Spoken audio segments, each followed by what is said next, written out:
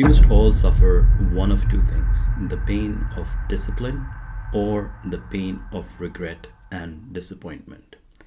This is a popular sentiment, but it is wrong. Let me explain why. Essentially, discipline involves the ability to compel oneself to undertake necessary tasks, even in the absence of desire, to realize a predetermined goal or objective. But what if the absence of desire is not a contributing factor? But before we get into that, we need to take a step back. Derived from the Latin word discipulus, meaning to learn, discipline has various definitions in these times. For our purpose, we are talking about self discipline, which embodies the capacity to execute tasks essential to the attainment of a goal or objective. And that is irrespective of your personal inclination or emotions. It is the mastery of one's minds and emotions, which is a pivotal determinant of success. With self discipline, one assumes control of their destiny and breaks free from the self imposed limitations that we have. So, let's talk about some strategies which will help us boost our self discipline. Strategy number one: embracing your identity. Our identity plays a pivotal role in fostering discipline.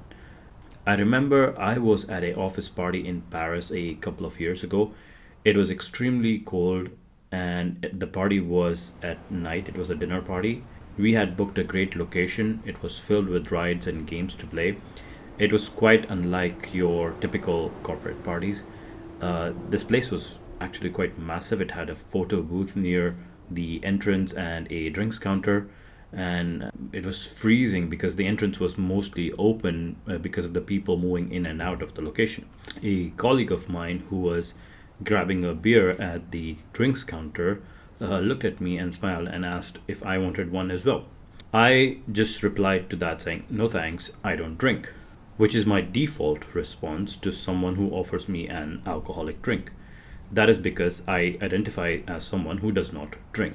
Similarly, think of someone who's a non smoker when offered a cigarette. They would probably respond with, "No thanks, I don't smoke." Or a athlete who's offered some tempting food, they'll automatically default to their health centric identity. So you don't fall for temptations. You stick to what you identify as. It's very important to realize what you would like to identify as and write it down.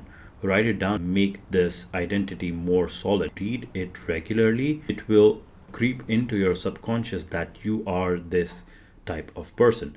So it will help you frame yourself and see yourself as this person, and you'll start acting like this person. Strategy number two is to clarify your why. Understanding the motivation behind our endeavors will help you stay disciplined. This was many years ago when I was at university. For my master's, I was an international student in the UK, and the tuition for international students was quite high. The only way out of it was a fee waiver or a scholarship based on your academic performance. There were other scholarships, but this was the only one that I could avail. So I had two choices. Basically, I could either study hard and get that scholarship, or I could spend my hard earned money on tuition. I basically remember checking the library timings to see how late it was open. I was coming back from the library every night around 11 p.m. On my way back, I would see other students, my friends, partying, having snow fights, driving around, just having a good time. And my friends would ask me to join them, but I wouldn't because I couldn't. I had the clarity of why I should not be doing these things, at least until I get that scholarship. So it was quite easy for me to decline the offers, and in the end, I managed to get that scholarship. And I think it was because the why was so clear. Understanding your why, knowing your why, only helps you strengthen your resolve during challenging times, whether it is to buy a new car or to get that promotion. This clarity will help you fuel your commitment. And I would highly suggest you to read Start with the Why by Simon Sinek, which is a good book to help you understand your why better. Strategy number 3 is to create a supportive environment. Creating an environment conducive to discipline, I think everyone understands that that's critical. I would recommend Atomic Habits by James Clear if you want to craft an environment to maximize your discipline. It involves eliminating any distractions and temptations using the out of sight, out of mind principle, where you get rid of anything that you don't want to do. For example, the snacks in my house are stored away in a very hard to reach place. Firstly, because I don't want my kids to reach them easily. Secondly, because if it's hard to reach, I won't be getting my hands on them easily whenever I'm bored. So, whether it's adopting a healthier eating habit or enhancing your productivity, slightly modifying your surroundings can help you stay disciplined. Strategy number 4, maintain regular reminders. Consistent reinforcement of your goals is key to staying disciplined. We are all humans. We forget, we forgive, we move on. We have our senses with which we perceive the world around us. It's only human to look and focus on the things that we see are important at a particular moment in time. So we easily get tunnel vision on something that we're doing, and we forget, we get distracted from the goals that are actually important to us. Through regular reminders, individuals can uphold the importance of your goals or aspirations, and reinforce your commitment and your motivation.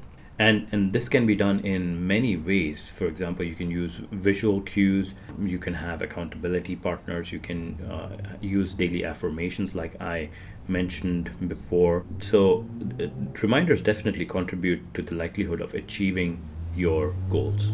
Strategy number 5 is to view discipline as a skill. This will help you cultivate a growth mindset, acknowledging that discipline is a learned skill rather than something which individuals are born with.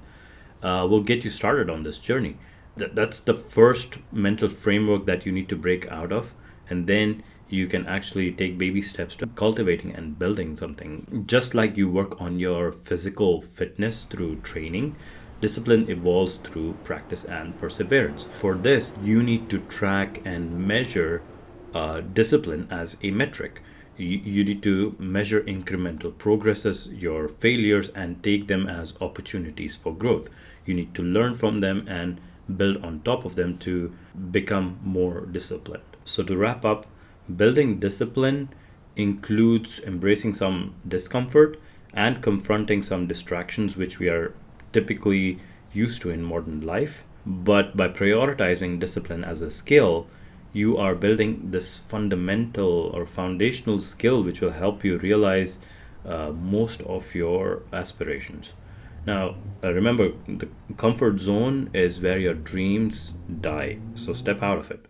Thanks for watching, and I'll see you in the next one.